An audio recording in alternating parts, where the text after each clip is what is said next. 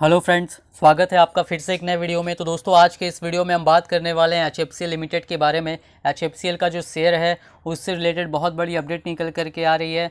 उसके ASM list में वो शामिल है, तो उससे रिलेटेड ही ये अपडेट है जो कि काफ़ी बड़ी अपडेट है। तो आपको पता ही होगा कि HFCL ASM लिस्ट में शामिल है। ASM के लॉन्ग टर्म के स्टेज 4 में था और अभी लास्ट पिछले मंडे को ही स्टेज 3 में गया है।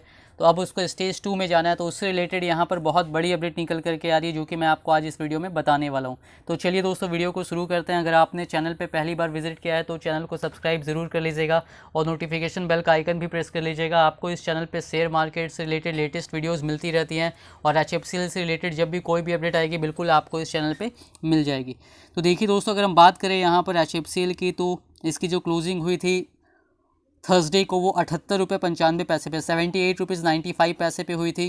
4.99% अपर सर्किट के साथ हुई थी।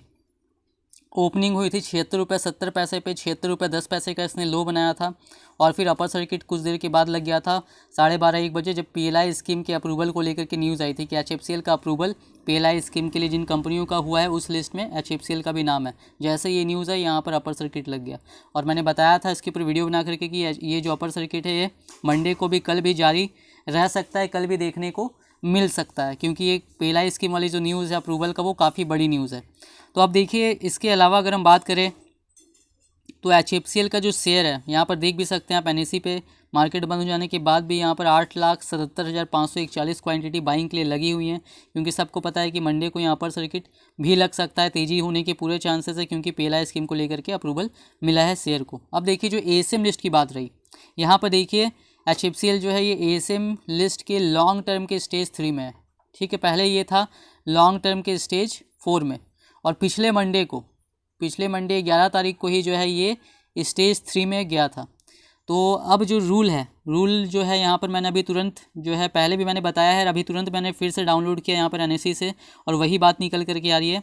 ये देखिए, ये NSE का ASM का जो भी रूल है वो यहाँ पर बताया गया है और यहाँ पर देखिए क्या बताया गया है। यहाँ पर बताया गया है कि जो भी स्क्रिप्ट होगी, जो भी क्राइटेरिया बताया गया है, the shortlisted script shall be placed directly in stage 4 of long term ASM।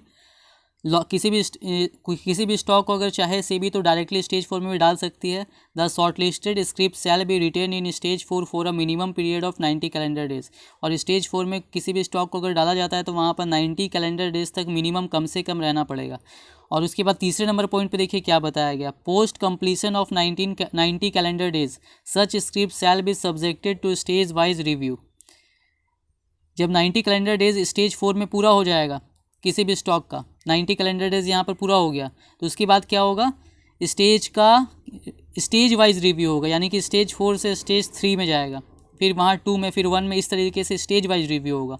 और ये जो स्टेज वाइज रिव्यू होगा वो किस हिसाब से होगा, दैट, यहाँ देखिए ब्रैकेट में लिखा हुआ है, that is at present undertaken on weekly basis by the stock exchange. जो अभी करेंटली कैसे किया जा रहा है, वीकली मतलब साप्ताहिक हिसाब से किया जा रहा है। अगर कोई स्टॉक स्टेज 4 में 90 डेज़ पूरे कर लेता है तो फिर इसको स्टेज 4 में और 7 डेज़ वीकली यहाँ पर बिताना पड़ेगा। अब जब 90 डेज़ और 7 डेज़ यहाँ पर पूरे हो गए, फिर ये स्टेज 3 में चला जाएगा। ऐसा हुआ भी HFCL के साथ, ऐसा हुआ भी, इसको शामिल किया गया था 7 जुलाई को ASM के लॉन्ग टर्म के स्टेज 4 में। वहाँ पर 90 कैलेंडर डेज़ और प्लस 7 डेज़ अगर जोड़ते हैं तो 11 अक्टूबर को पूरा हो रहा था। तो 11 अक्टूबर को ये स्टेज 3 में मूव कर दिया गया। लेकिन उसके बाद क्या हुआ, उसके बाद जो है फिर अगर आप 7 डेज़ जोड़ेंगे 11 में तो ये 18 अक्टूबर होता है। तो इस रूल के हिसाब से तो इसको कल स्टेज 2 में जाना चाहिए था, लेकिन ये नहीं जा रहा है। यहाँ पर मैं आपको दिखा भी दे रहा हूँ, देखिए लिस्ट आ चुकी है, यहाँ पर ये NSE पे बताया गया है और यहाँ पर देखिए इस जगह पर जो नाम है, सिक्योरिटीज़ का नाम है, यानी कि जो भी स्टॉक्स है उनका नाम है, जो लॉन्ग टर्म ASM के स्टेज 3 से स्टेज 2 में जा रहे हैं। अभी जो HFCL है वो स्टेज 3 में है लॉन्ग टर्म के, और ये इसको स्टेज 2 में जाना है लॉन्ग टर्म के। तो यहाँ पर ये लिस्ट निकल गई है उन स्टॉक्स की जो 18 अक्टूबर से स्टेज 3 से स्टेज 2 में जा रहे हैं। और यहाँ पर नाम देखिए नील लिखा हुआ, यानी कि किसी भी स्टॉक को लॉन्ग टर्म के स्टेज 3 से स्टेज 2 में नहीं भेजा जा रहा है इस 18 अक्टूबर से। और HFCL भी जो है अभी किस में है, स्टेज 3 में है। तो किसी भी स्टॉक को नहीं भेजा जा रहा है, तो यहाँ पर HFCL को भी नहीं भेजा जाएगा, किसी भी स्टॉक का नाम नहीं है। तो HFCL जो है अभी स्टेज 3 में ही रहने वाला है इस हफ्ते भी। ये यहाँ पर बहुत बड़ी अपडेट निकल करके आ रही है, जो कि मैंने बताने के लिए आपको वीडियो ये बनाया था। अब देखिए ऐसा क्यों हो रहा है। इसके पहले अगर हम एग्जांपल ले तो यहाँ पर देखिए इसके पहले अगर हम बात करें तो एफएल इंडिया, इसको भी शामिल किया गया था एएसएम लिस्ट के स्टेज 4 में। अडानी पावर को भी शामिल किया गया था। अडानी पावर अभी 18 अक्टूबर से कल ही से स्टेज 1 में यहाँ पर मूव कर रही है। तो इनका भी अगर हम केस देखेंगे तो इनमें भी सेम वही फॉलो हुआ था। एफएल और अडानी पावर का अगर हम केस देखेंगे तो इनके केस में भी सेम वही फॉलो हुआ था। और यहाँ पर जो स्टॉक है, ये स्टॉक 90 कैलेंडर डेज इन्होंने पूरा किया प्लस 7 डेज़ पूरा किया स्टेज 4 में, और उसके बाद इनको स्टेज 3 में भेजा गया। लेकिन जब स्टेज 3 में भेजा गया तो स्टेज 3 के बाद जब इसको स्टेज 2 में जाना था इन स्टॉक्स को, तो फिर 7 डेज़ का टाइम नहीं लिया गया। तो फिर बताया तो गया कि वीकली होता है, स्टेज वाइज जो होता है, स्टेज 4 से स्टेज 3, फिर स्टेज 2, फिर स्टेज 1, ये वीकली होता है। यानी यहाँ पर 7 डेज़ लगेगा फिर स्टेज 3 में, फिर यहाँ पर 7 डेज फिर स्टेज 2 में, फिर यहाँ पर 7 डेज फिर स्टेज 1 में, फिर यहाँ पर 7 डेज के बाद एग्जिट। लेकिन हो ऐसा रहा है कि स्टेज 4 तक तो इसको फॉलो किया जा रहा है, लेकिन स्टेज 4 के बाद जैसे ही स्टॉक स्टेज 3 में आ रहा है, अब स्टेज 3 से इसको स्टेज 2 में जाना है, तो यहाँ पर ये 7 डेज़ को बढ़ा करके, वीकली को बढ़ा करके 2 वीक कर दिया जा रहा है, यानी कि 14 डेज़ का टाइम लिया जा रहा है, 14 दिन लग रहा है। तो इसी वजह से मैंने देखा एफएल इंडिया में भी ऐसा ही हुआ, स्टेज 3 से स्टेज 2 में 14 दिन के बाद भेजा गया, 7 दिन की जगह पे। स्टेज 2 से स्टेज 1 में भी 14 दिन के बाद भेजा गया। और उसके बाद जो है यहाँ पर वही एचएफसीएल के साथ भी होता हुआ दिख रहा है। हालांकि नोटिस में तो यहाँ पर 7 डेज़ बताया गया, लेकिन वीकली रिव्यू बताया गया, लेकिन हो रहा है यहाँ पर 2 वीक का रिव्यू लिया जा रहा है। तो इसी वजह से जो एचएफसीएल भी है उसका नाम भी यहाँ पर लिस्ट में नहीं है, इस हफ्ते ये बाहर नहीं हो रहा है, ये यहाँ पर स्टेज 3 में ही रहेगा लॉन्ग टर्म के।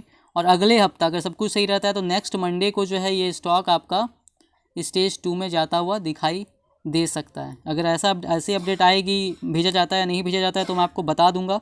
उस दिन इसको स्टेज 2 में अगले मंडे को भेजा जाएगा। तो ये यहाँ पर अपडेट थी जो कि मैंने यहाँ पर जिसके लिए मैंने ये वीडियो बनाया था, क्योंकि 7 डेज़ का यहाँ पर एज पर एनएससी का रूल भी देखे तो 7 डेज़ ही लिखा हुआ है एनएससी बीएससी पे, लेकिन यहाँ पर हो ऐसा नहीं रहा है। तो क्यों हो रहा है ऐसा नहीं पता, लेकिन एक्सचेंज जो है सेबी जो है ऐसा ही कर रही है, सभी स्टॉक्स के साथ ऐसा ही हो रहा है, जो कि एचएफसीएल के साथ भी यहाँ पर फिलहाल होता हुआ दिखाई दे रहा है। तो ऐसी इससे कोई दिक्कत वाली बात नहीं है, थोड़ा सा इंतजार बढ़ जा रहा है बस हफ्ते भर का यहाँ पर, लेकिन कोई दिक्कत की बात नहीं है। अब जल्दी यहाँ पर बाहर तो होना ही है एएसएम से एचएफसीएल को। और यहाँ पर देखिए अब जो है स्टॉक जो है, यहाँ पर स्टॉक की बात करें तो यहाँ पर बाइंग के लिए देख सकते हैं किस तरीके से ऑर्डर लगा हुआ है। अब इसमें ये अच्छी बात है स्टॉक के लिए कि यहाँ पर पीएलआई को लेकर के अप्रूवल मिल गया है। अब स्टॉक के बारे में मैंने पहले ही बताया, स्टॉक 5 साल में कितना अच्छा करेगा, ऑलरेडी अच्छा कर रहा है। अभी काफ़ी कुछ कंपनी और भी एक्सपेंड कर रही है अपने आप को, फंड रेजिंग भी होगी कंपनी की, तो फिर वहाँ पर उस पैसे का भी इस्तेमाल किया जाएगा कंपनी के मैन्युफैक्चरिंग में या और दूसरी चीज़ों में यूज़ किया जाएगा। वो तो कंपनी आगे बताएगी, जो चांसेस है वो मैं बता रहा हूँ। तो इस शेयर को अगर लिया हुआ है आपने तो लॉन्ग टर्म होल्ड कीजिए इस शेयर को, अच्छा खासा प्रॉफिट इस शेयर में ऑलरेडी अगर आपने कम पे लिया है तो हो चुका होगा। अगर किसी भी प्राइस पे बाई किया हुआ तो लॉन्ग टर्म होल्ड कीजिए इस शेयर को, अच्छा खासा प्रॉफिट ही फ्यूचर में आपको बना करके दे सकता है। अगर आपको लॉन्ग टर्म व्यू है तो इन्वेस्टमेंट करने के पहले अपना रिसर्च जरूर कीजिएगा। वीडियो पसंद आई हो तो वीडियो को लाइक कीजिएगा, चैनल पे पहली बार विजिट किया है तो चैनल को सब्सक्राइब जरूर कर लीजिएगा।